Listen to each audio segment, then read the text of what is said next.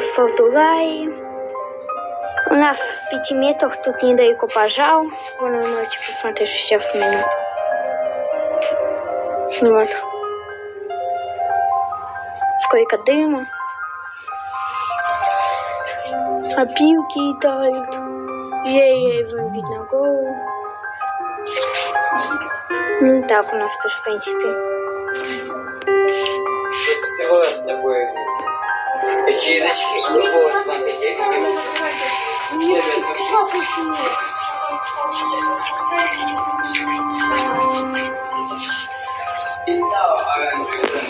Уже не оранжевая, уже красная. Последняя съемка еще больше оранжевая.